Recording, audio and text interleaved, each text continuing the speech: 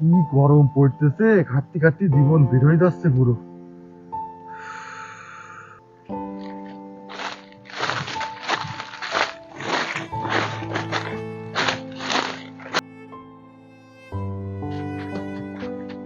না, আজকে বাবার সাথে একটা দফা রফা করতে হবে।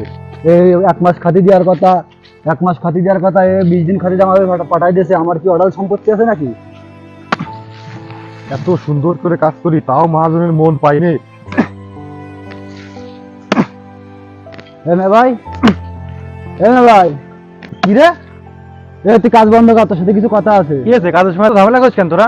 তোরা উঠতে কইছি তাই ওঠ আগে। তা কি হয়েছে তাড়াতাড়ি ক। না, তোর না মারে 1 মাস খাতি দেওয়ার কথা, তুই 20 দিন খাতি দিয়ে 10 দিন বাকি এখনো মাসের, তুই আমার বাড়ি পাঠাচ্ছিস কি জানি মারে? দেখ ভাই, আমার তো অভাব যাচ্ছে, আমি তো ঠিক মতো বাজার ঘাট করতে পারতেছি না, আমার তো ঠিক মতো এখন কাজ কাম নেই, আমরা নিজেরা এখন খাতি পারতেছি না রে ভাই। মালে কি করে খাতি দেবো পা? মাসের তো 20 দিন হয়ে গেছে আর 10 দিন বাকি আছে। 10 দিন আগে তোর বাড়ি পাঠাই দিচ্ছি, মুরব্বী মানুষ, আমরা নাই কষ্ট করি, মা কি না আসে থাকতে ভাববে? না না মে ভাই, দেখ ওইসব তাল বায়না আমি জানি না। তোরও অর্ধেক আমারও অর্ধেক, মা সম্পত্তি ভাগ করার সময় তো সমান সমান ভাগ করে দিচ্ছি। এখন আমি 10 দিন বেশি খাতে দেবো কি জন্য? তুই খাতি দিচ্ছি, আমি খাতি মাতি দিতে পারবো না। তুই বিকেলের মধ্যেই মারে বাড়ি নিয়ে যাবি। দেখ ভাই, 10টা দিনই তো, 10টা দিন তো খাতি দে, বাড়ি বাজার ঘাট কিচ্ছু নেই ভাই।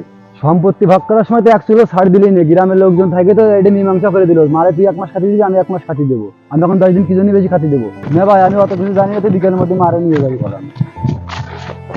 ভাই, একটা ঝামেলা হয়ে গেছে। কি আছে? ভাই, তুমি এই যে চাষিটা দিয়ে আসলে না, তা ভাত দিল, তা ভাত খাতি খাতি গলায় বাইদে স্টক করে মারা গেছে চাষি।